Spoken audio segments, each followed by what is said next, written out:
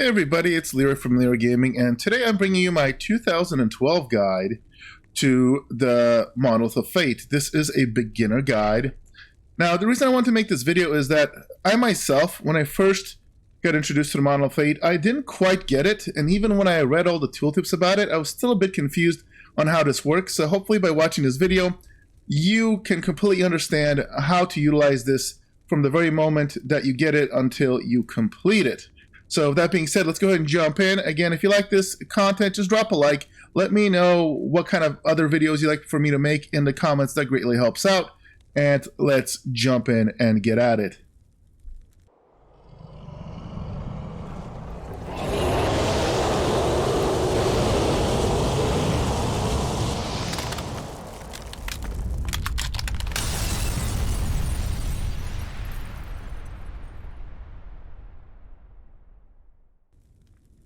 Alright, so the first thing that's important to note is this is the official end-game content for Path of Exile as of right now.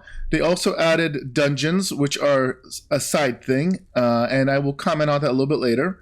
But basically, as soon as you complete the main story, you're going to get a quest to go and access this. Okay, now when you get to the Monolith of Fate, you're only going to have one monolith active. You're going to notice that if you go off to the right here or to the left, these are not going to be accessible yet. And when you click on it, all you're going to see is basically this. You're going to see your monolith, and you're going to have a couple options, one probably to 3 different positions. And these are, if you're a Path of Exile player, like think of them as the maps. You can click on them.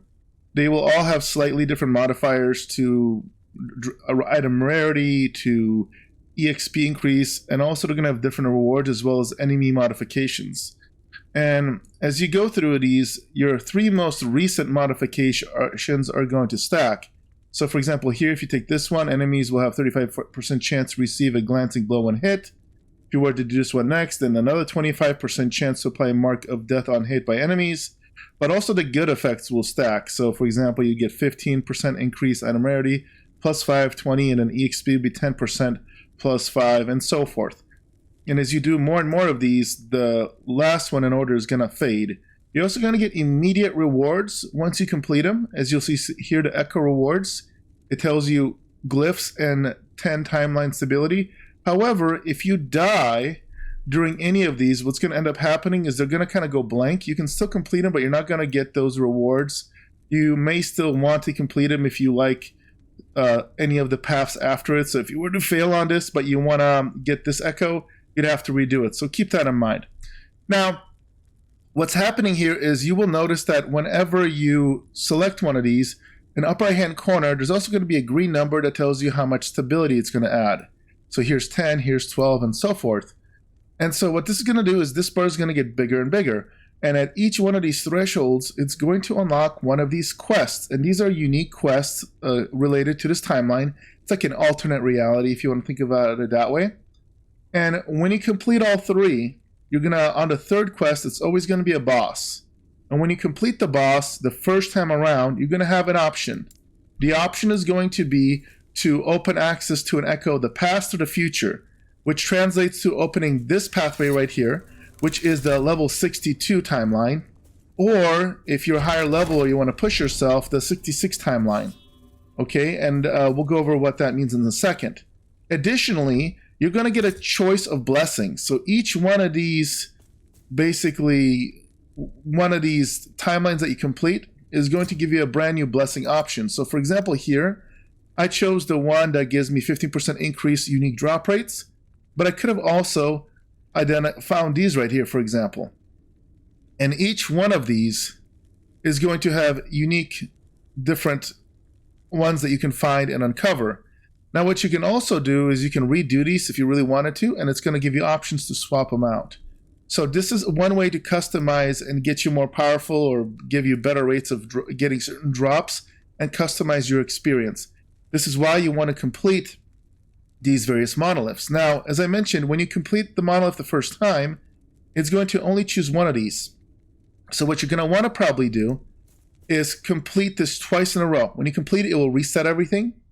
And you'll have to do the same quest line, which may seem a little counterintuitive, but what I did was I recommend beating this and unlocking the level 62, and then doing it again and unlocking the 66, And then, depending on how you're feeling, you can go and do either one. Now, logic tells me that you want to basically have the content that you can clear the fastest. And if you want to clear all of them, because again, each one of these that you're going to get access to is going to give you a different buff. You'll notice here, level 62 one, this is the blessing I got.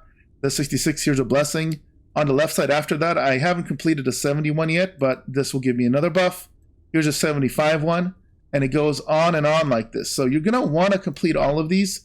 So again, you can do whatever you want. It gives you freedom, but just logically, I think it makes more sense to complete them in the order. So you're not kind of pushing the difficulty too much, but it lets you kind of get through it quickly and maximize the buffs. Now, there's also another feature within this, and this is what confused me a little bit. And that's this whole idea of increasing the echoes and corruption. So if you were to kind of go towards one of these corners, if you go in one direction, eventually you're going to run into these echoes of the world. And notice it says echo reward resets the echo web and increases corruption +8 and gives you some stability. What this basically does is the more corruption you have, the more difficult the enemies are going to be, but you're also going to get better rewards. So this is where you can stack this quite a bit. Now, you can do this right away, but I do not recommend doing this at level 52 or 58, 62, 66, because you're basically going to out-level the content. So what's going to basically happen here, and what I recommend you do, is go ahead and clear all of these. And your whole idea is, as you go through these progressively, you're going to make your way towards the level cap of 100. Once you get to the highest tier of these islands, at that point, it makes more sense to push the echoes.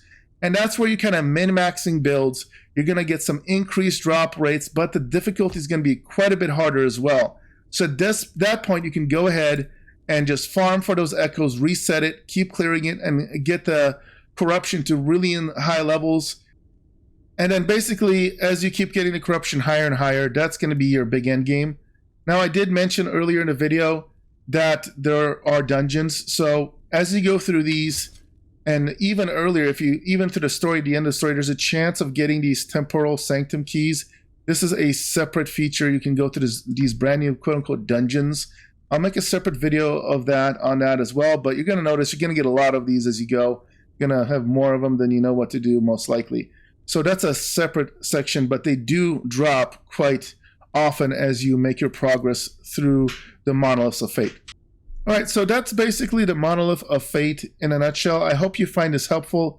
If you did, drop a like. If you have any other questions or comments, do drop them in the comments below. Love to hear from you guys. And as always, thank you for all the support, and I will see you guys in the next video.